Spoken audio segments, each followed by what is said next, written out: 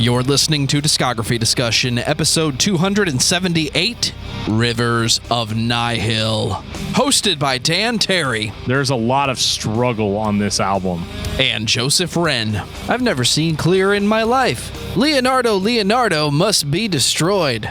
Presented by discussmetal.com. And if you finally figured out what the owls say, then you are ready for this episode of Discography Discussion. I am Joe. That is Dan. It's time to talk Rivers of Nihil, my friend. Absolutely. I had 1 week to listen to these 4 albums, which actually gave me quite a bit of time to listen to 4 albums. So I listened to them all maybe about 3 times each. And let me tell you, these guys, spoilers, Rivers of Nihil is good, in my opinion, which is, on this show, is the correct opinion. We've sampled this band over the years. We featured them on Patreon. If Jeff were here, he would be so excited. Deep grooves. But Rivers of Nihil, it's melodic, it's heavy, it takes its time, it goes insanely fast. It's like a strange combination of Between the Buried and Me mixed with old school Opeth and Exoplanet. So I know you're ready to go. Oh, I'm always ready to go. I mean, we've talked about Rivers of Nihil before. We talked about Where Owls Know My Name on Patreon back whenever it came out. So, you know, I guess what I'm trying to say is, you know, we know what's good. We know what's going on. But I had never actually listened to any of the other albums by this band. And so, of course, once they dropped that 4th one in 2021, we were like, all right. We're gonna do this. We're gonna have a good time. We're gonna enjoy ourselves. The time has come, but not yet, because we're gonna read some feedback. You wanna read some feedback, Joe? Yeah, I think you should read some feedback, Dan. All right. So these are on Twitter. All right. One of them's cool. One of them's also really cool. So we got a tweet from Emperor of Metal. Lance, watch out. He's coming for you. Emperor of Metal says, "Hey, yo, at Discuss Metal. Discovered you guys a few months ago. Loving the content. I've slowly been on a deep dive of all the bands I like. Also, Dan and Joe's Metal Bros bickering is gold. Would love to see discographies on Ishan's solo band, 6 Feet Under, and Immolation. 6 Feet Under is for sure happening. I don't know if I have Immolation on the schedule, but I do have them on the long list. Just stick around, and we will get there eventually. The goal is to get to everyone, right? It's going to happen, especially 6 Feet Under. I guarantee it. I know. It's gonna be an interesting talk as we get later into that discography. And Isaiah Quinn comes in hot, commenting on a tweet that we made 4 years ago. Something like that. Maybe 3.5 years ago. And they say, the episode on Carcass is embarrassing. Y'all obviously shouldn't be listening to anything beyond Disturbed and Danzig. I think you meant Danzig, but it's fine. I'm not gonna be nitpicky. And the honest truth on that is that first of all, like who thinks that Danzig is not like street cred enough to listen to? I don't know. It's fine. I mean, obviously your favorite record by Carcass is Reek of Putrefaction, and that's your right, 100%. But there are opinions, man. I'm sorry it didn't match up to yours. It is what it is. But hey, you know what? Maybe we'll get you around on the next one. I would really like to be able to talk about as many bands as possible. I thought that's what being knowledgeable was, but evidently it means that you only listen to 5 bands, and if anybody else listens to those bands are suddenly not cool enough for me to listen to or talk about. Remind me again, what did you say about Five Finger Death Punch? Oh, we'll get there, my friend. Don't worry about that. Don't worry about that just yet. Jeremy Prince actually asked me recently if we were going to do a Five Finger Death Punch episode, and I gave him the same answer that I give everyone. Yeah, eventually. I would have accepted, did you hear the one about me not giving a fuck? I mean, that could have been any number of our episodes. Hey there, Papa Roach. Speaking of us eventually getting around to it, we've talked about this on the last couple of episodes, but I want to remind you guys, if you don't want to wait like a year or 2 years or 5 years or 20 years for us to talk about a band specifically that you want us to talk about, if you head over to patreon.com/discussmetal, we have an option called skip the wait or skip the line. I don't remember exactly how Joe phrased it, but what it essentially means is that once a month, we will dedicate an episode to somebody that wants to skip the line. There's more information on how you can skip the line at the Patreon link that I just said, and will also be in the show notes. Make sure to check that out. If you guys want to sponsor an episode of Discography Discussion, there is information on the Patreon on how to do that as well, because we want these shows to be brought to you by you. And speaking of you, as always, I want to shout out our Discography Discussion patrons. You guys are the music makers. You make the sausage happen. And before Dan and I send fighter jets against the circles in the sky, it's the best I could do for an Independence Day reference, I'm going to take this time to say thank you to everyone for listening to the podcast. Thank you for listening and for subscribing. If you are not a subscriber, then you can find everything Discography Discussion at discussmetal.com. We are on Spotify, Apple and Google Podcasts, TuneIn Radio, Podchaser. So if you have an Amazon Echo or a Google Home, you have no excuse. Ask it to play the latest episode of the Discography Discussion podcast, and it will. We're also on Facebook and on Twitter at Discuss Metal. Be sure to like, favorite, and subscribe. It really helps us out. It lets us know you're listening. And now Dan is going to tell us all about 5-star reviews and the Discord server. Take it away, Dan. Well, yeah, I mean, a 5-star review makes us feel good. It gives us something to read on the show. Leave us a review on either Apple Podcasts, or I think you can also do it on Podcast Addict, believe it or not. And we'll read that on the show, and your voice will be heard through my voice. It'll be kind of meta. But seriously, if you guys want to hang out with us, the Discord server is where we are at. It is where we are located. If you go to discord.discussmetal, did I do that one right, Joe? Yes, you did. All right, yeah, go to discord.discussmetal, and you can join our Discord server. Bring your memes, and bring your jokes, bring your band recommendations. We're all just there to joke around, have a good time. And if you have a question specifically for me or Joe, obviously you can always email us at danandjoeshow@gmail.com. But if you want an answer, as close to instant as you can get, you want to be on the Discord server, because we're always watching. We're like the eye of Sauron. We see what happens in the server. Discord.discussmetal.com. So Dan, tell me and the listener all about Rivers of Nihil. Oh, sorry, Joe. I was too busy listening to Disturbed. Hold on. Okay. So with Rivers of Nihil is an American technical death metal band from Reading, Pennsylvania. Shout out to all of our favorite Pennsylvania bands. These guys are on Metal Gear. Nope, they're not on Metal Gear Solid. They're on Metal Blade Records. Okay. And these guys have 4 albums out, and I still consider them a new band, even though they've been around since like 2009.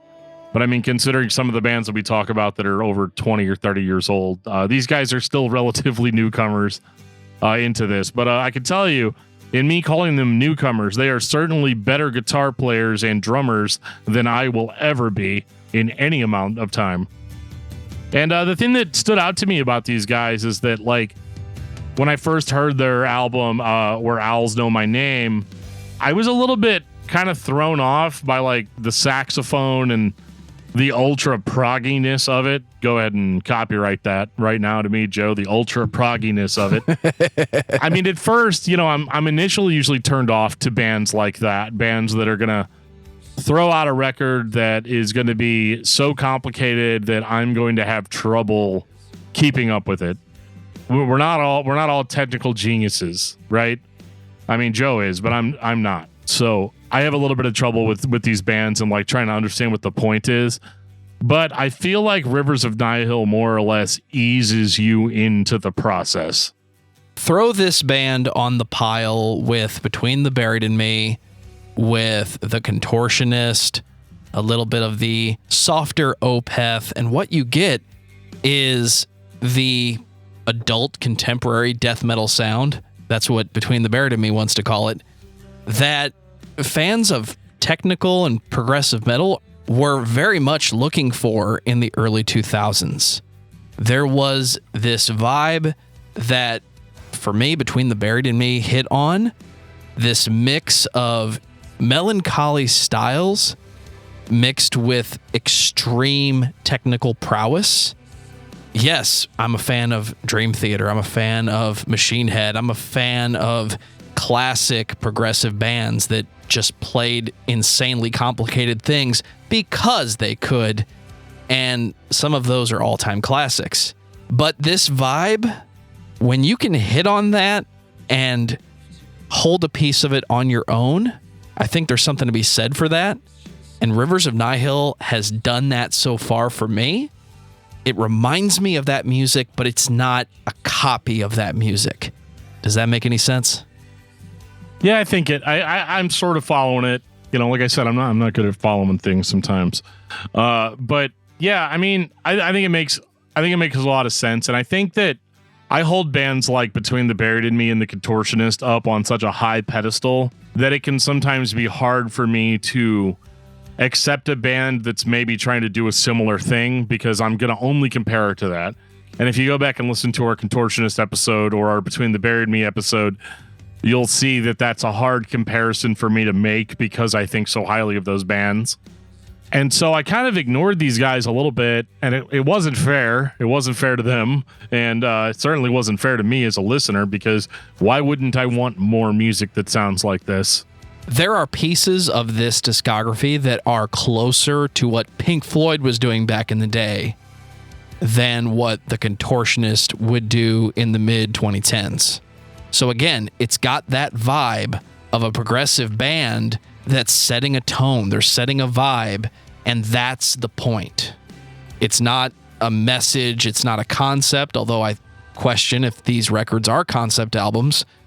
It's about the vibe. It's about the next hour and 15 minutes of your life in a dark room, probably with headphones, and sky's the limit when you're inside your own head.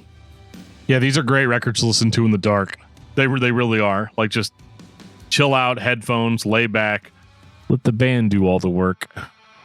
2013, The Conscious Seed of Light. Normally, this is where I say, oh, this sounds like a debut album. You had your entire life to write the first album, da-da-da-da-da-da, you know, all the things that I say. But this record does not sound like a debut album to me. This sounds like the third album of like a Between the Buried and Me or a Gojira.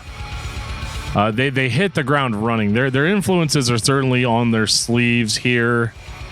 And it sounds a little bit, I don't even know. No, you know what? I'm not going to use the word djenty, because technically I guess some people do call it that. It gets tagged as djent a lot, but I think this is just straight ahead, like epic progressive death metal. A little bit lighter on the progressive, a little bit bigger on the technical, but not so technical that it's lifeless. And I think that's what struck me with these guys, is that this isn't the most like over the top, like let's introduce a whole bunch of different progressive elements into our sound. This is just hard hitting in your face death metal with a little bit more of a modern finesse. You know, when I say death metal, I want you to think that like you're going to get ready for a Morbid Angel record or something. This is definitely modern sounding. So the only comparison that I would make, ironically, this was produced by Eric Rutan, who of Hate Eternal, and was also in Morbid Angel. But I promise you, that's the last time I'm going to say Morbid Angel in this episode. No, it's not. Well, yeah, actually, we did say in the Morbid Angel episode that they did sound kind of like Gojira. So maybe there is a little bit of a connection there. Now that I'm saying it all out loud and all the pieces are sort of coming together in my mind. You see what I mean about it taking me a long time to get it? But here we are.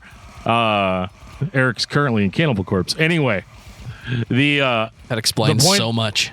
The point that I'm trying to make here is this is probably the most brutal and pummeling, I wanted to say episode, but album by Rivers of Nihil. And they sort of keep it in the realm of technical metal with a little bit of progressive elements. I mean, you've got that incredible, Dan Seagrave artwork on there, which is a staple of classic death metal.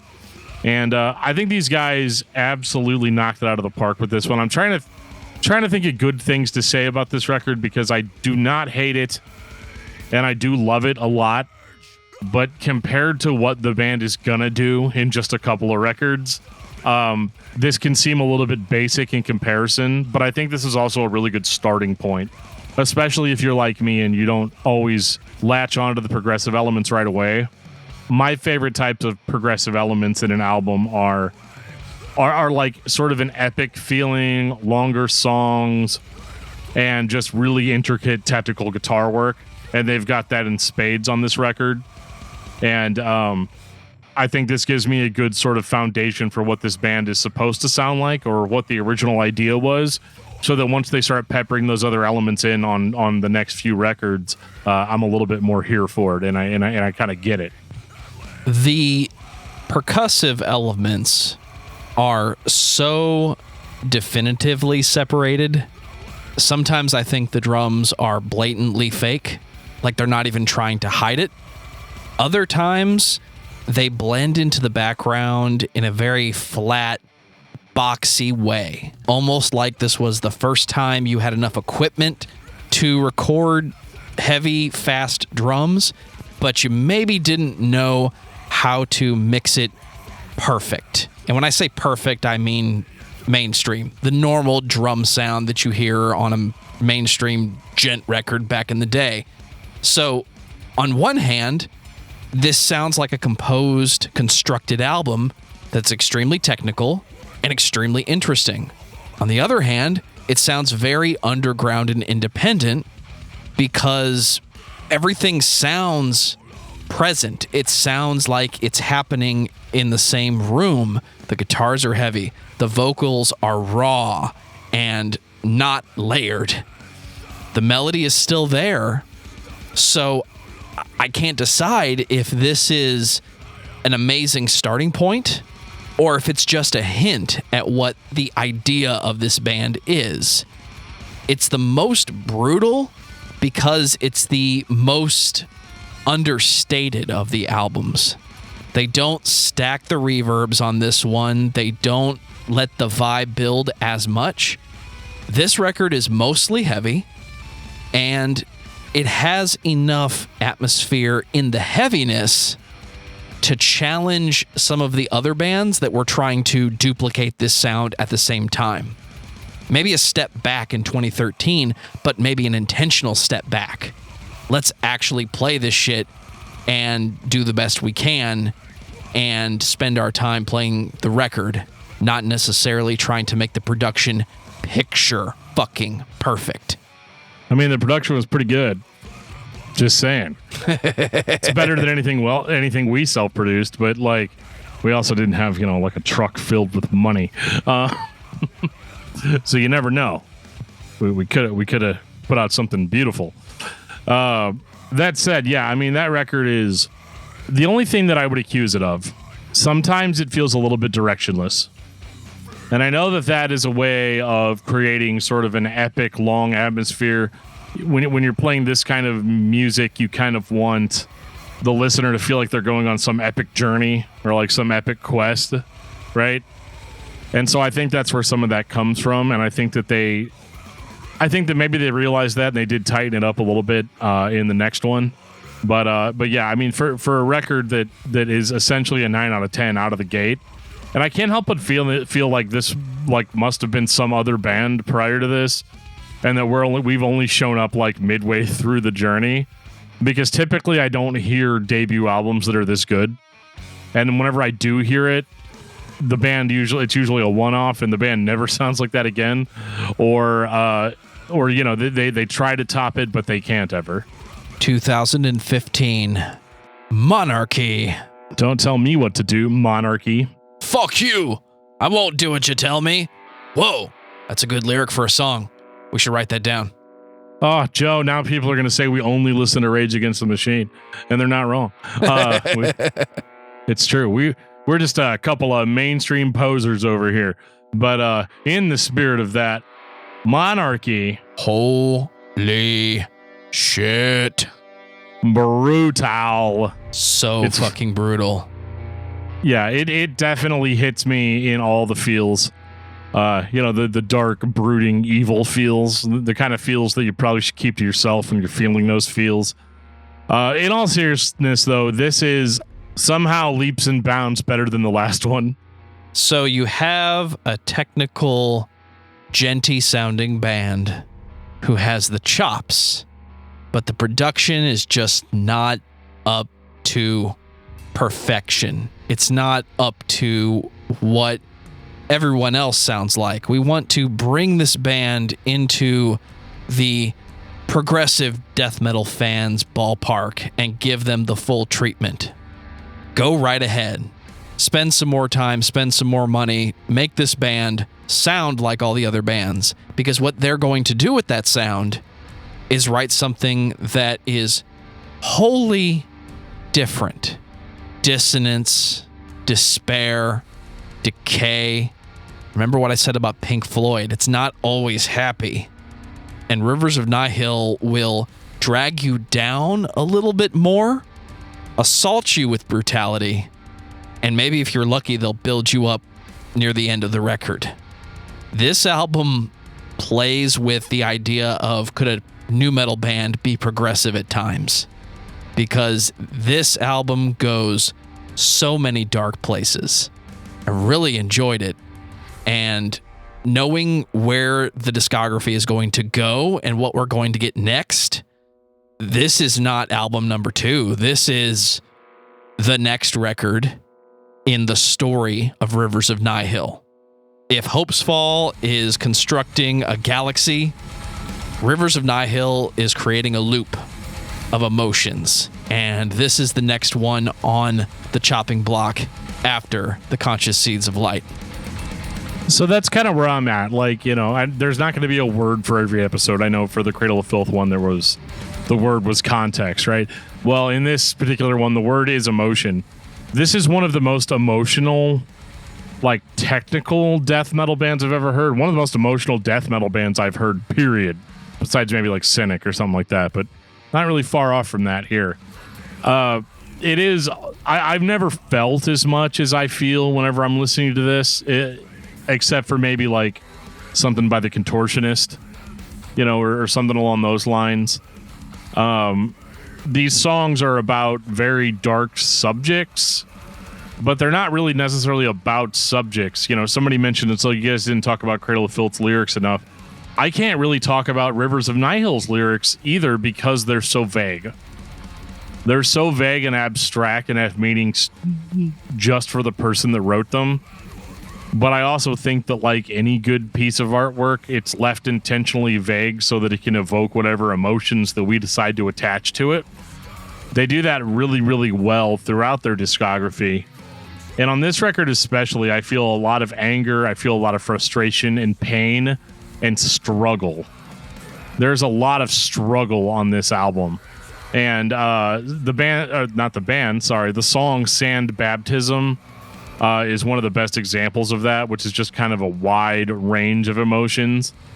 And that's actually how the band is able to keep my attention more so than just riff changes, idea changes, sort of transitioning into other parts. I'm really only paying attention to this band's feeling more so than I'm paying attention to their riff changes.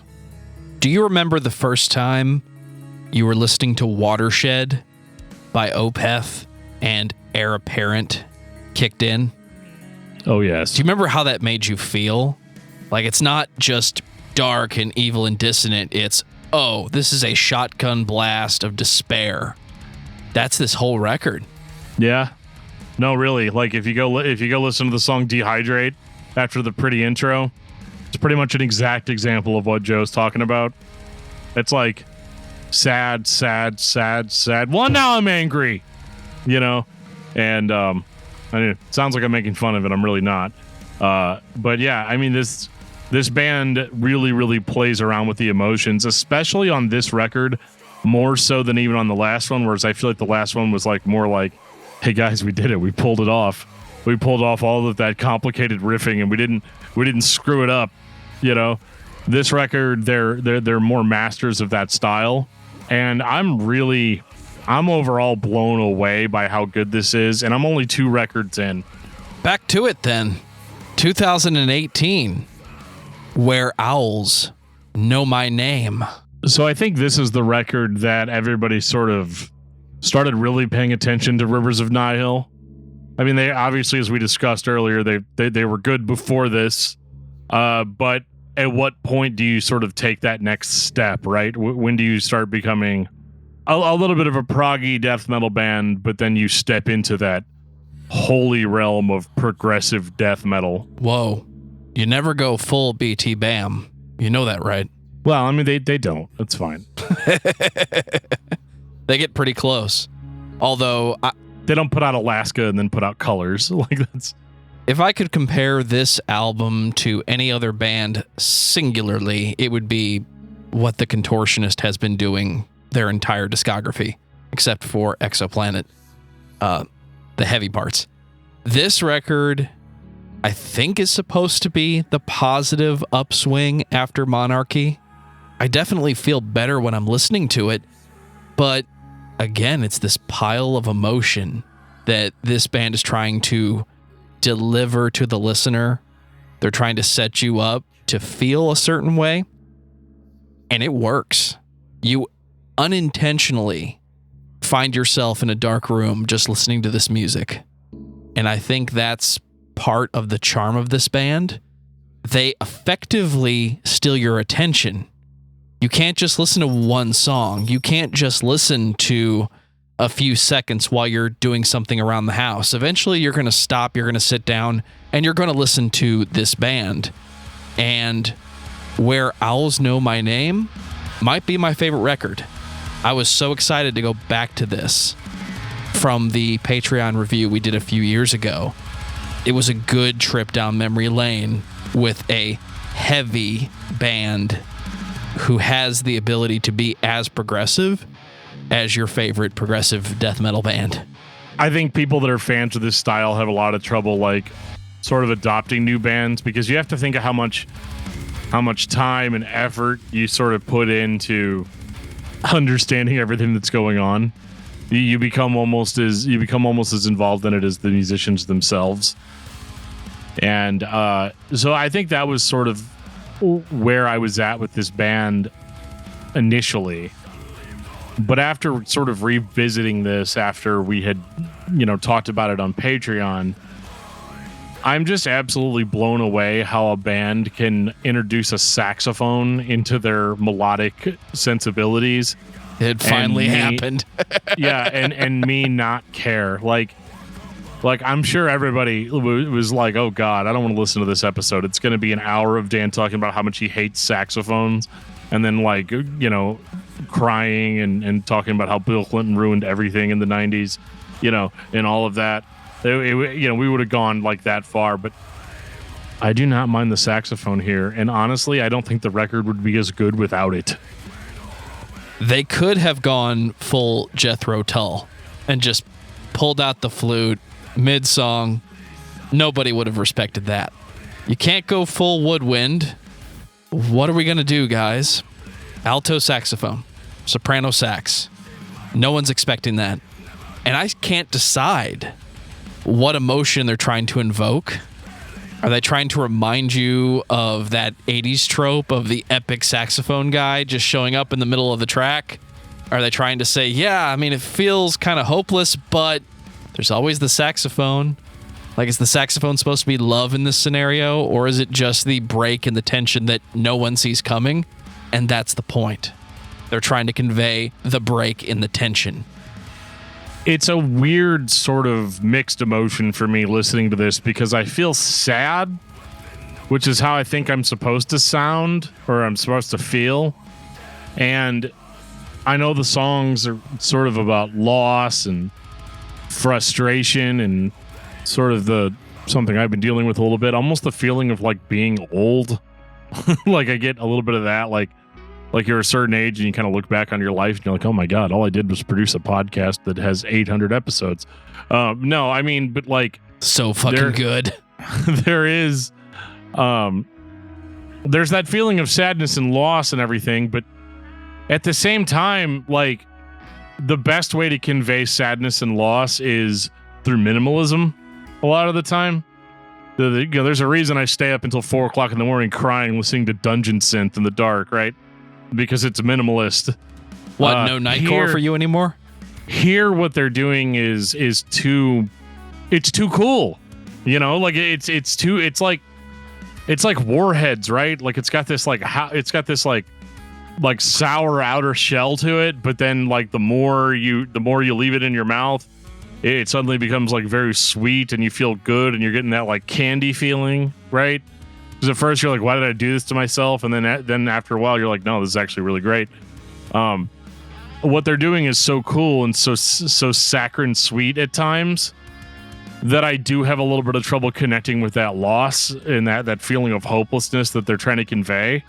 And like that's only a pseudo criticism because I want the candy center. I want the cool stuff. That's what I want to hear. So I'm okay with that. I'm willing to not be sad and just sort of chill and enjoy what I'm hearing.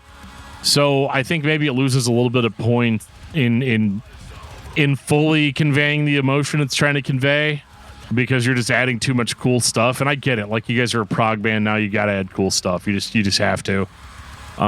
So yeah, it's one of those like, yeah, Joe, I didn't like it because it made me feel too good. And this music's not supposed to make me feel too good, you know?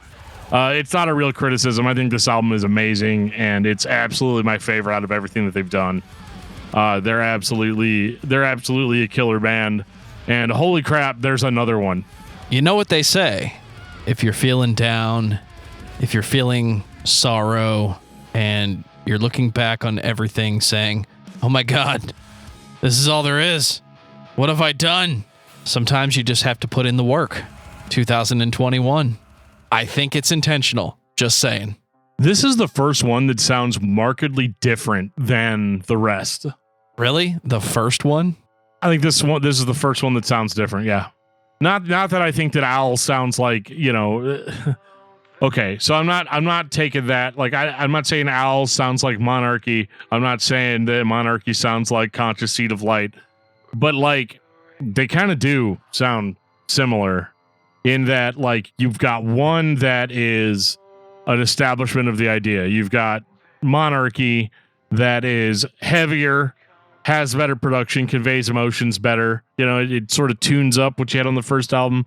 Owls is like the total masterpiece. It's like what we've been building to all this time. And what I like about the work is that it does not directly try to compete with Owls.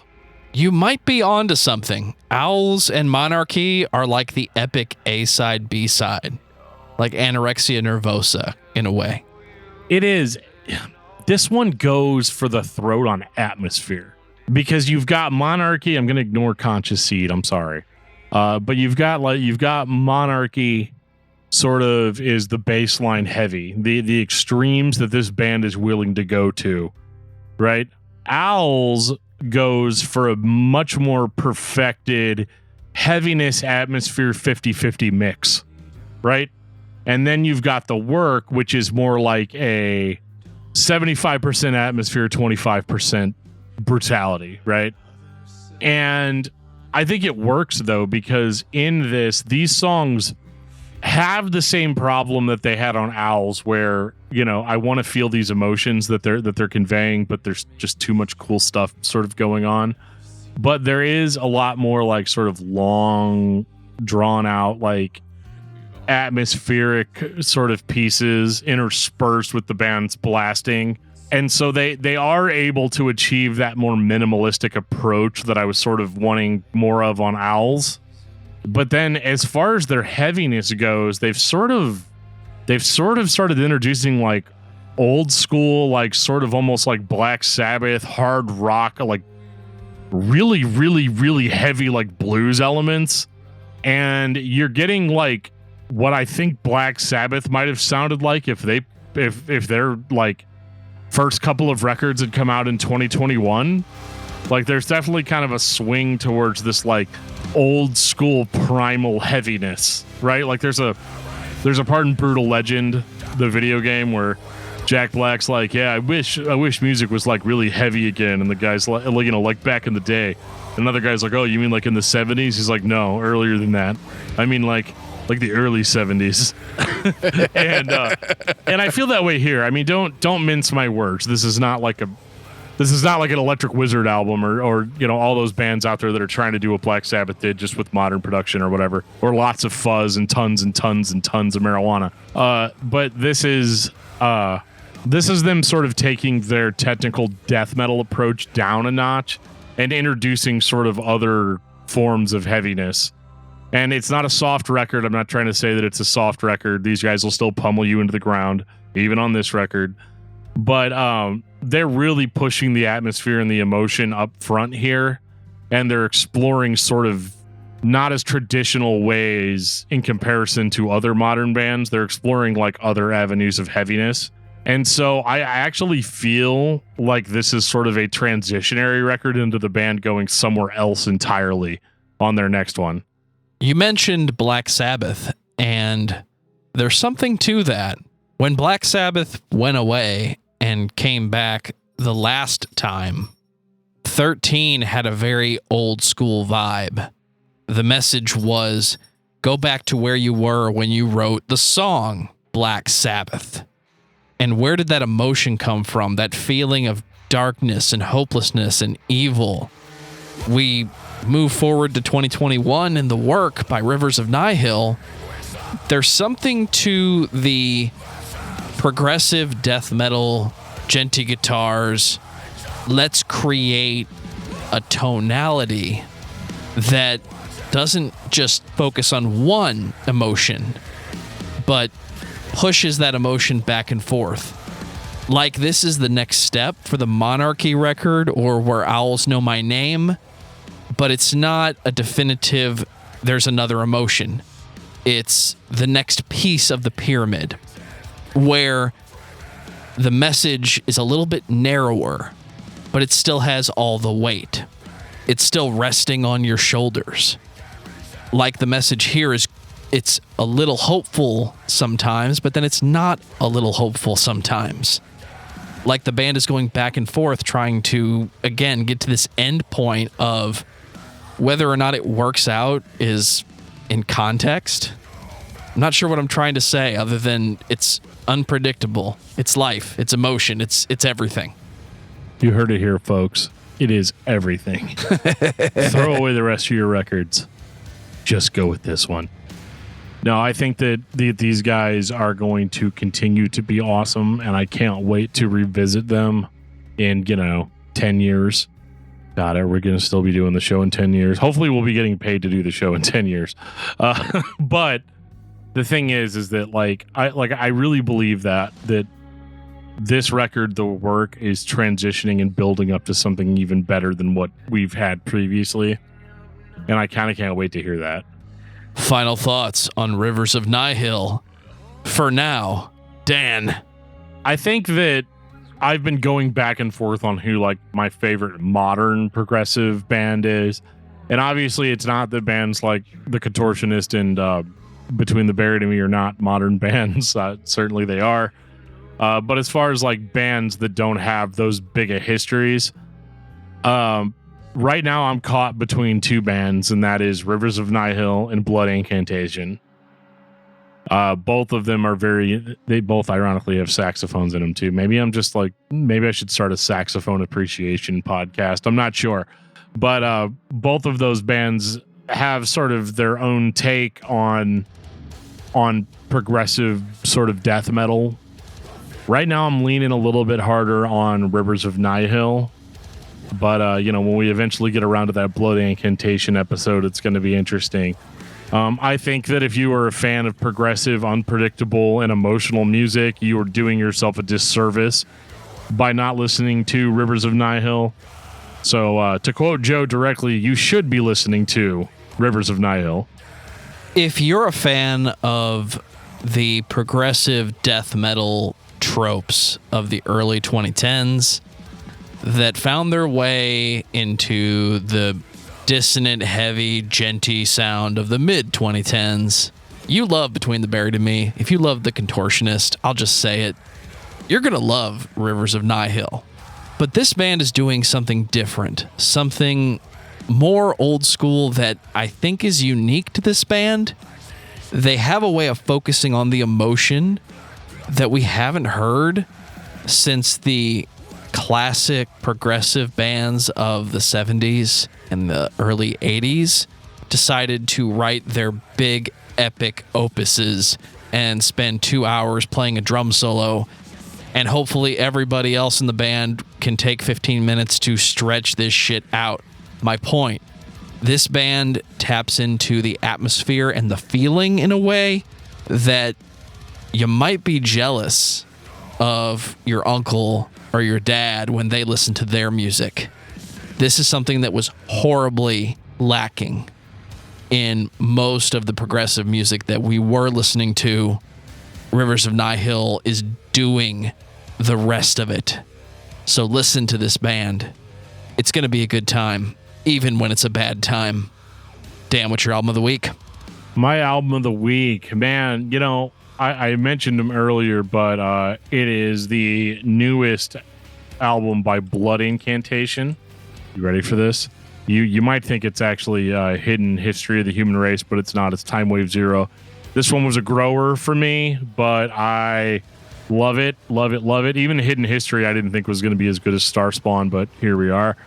But yeah, definitely make sure you're checking out Timewave 0, and you can tell me whether you think that Rivers of Nihil is my new favorite progressive band or if it's Blood Incantation. Just when I thought I was out, they pulled me back in. Lich King, Born of the Bomb. So heavy. I thought you were going to say Cradle of Filth there for a second. I was going to have to be like, Joe, I'm going to have to ask you to stop, okay? There comes a point where we have to let it go. We have to move on. Remember that the next time you want to start your Coheed and Cambria binge. Well, there's that. And yeah, so in that spirit, stay tuned for Zao Revisited number 4. I'm going to go ahead and veto that and say, take us out, DFT. Thank you guys so much for listening to this episode of Discography Discussion.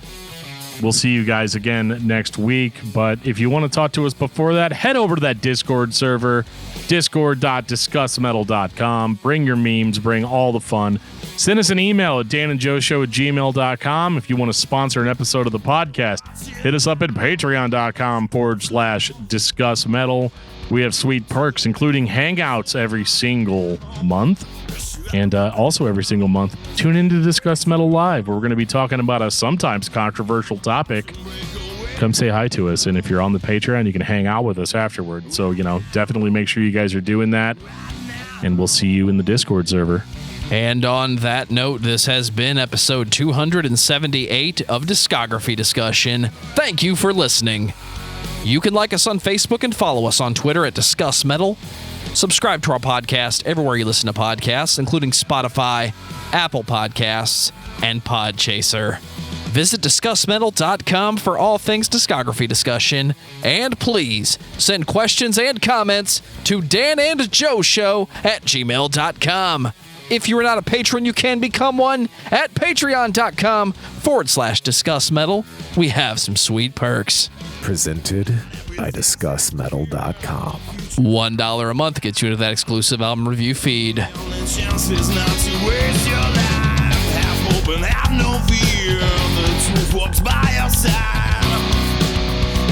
Say hello to Narcissistic Mechanism. I thought you were going to say Cradles of Filth. Oh, wait, Cradles of Nihil.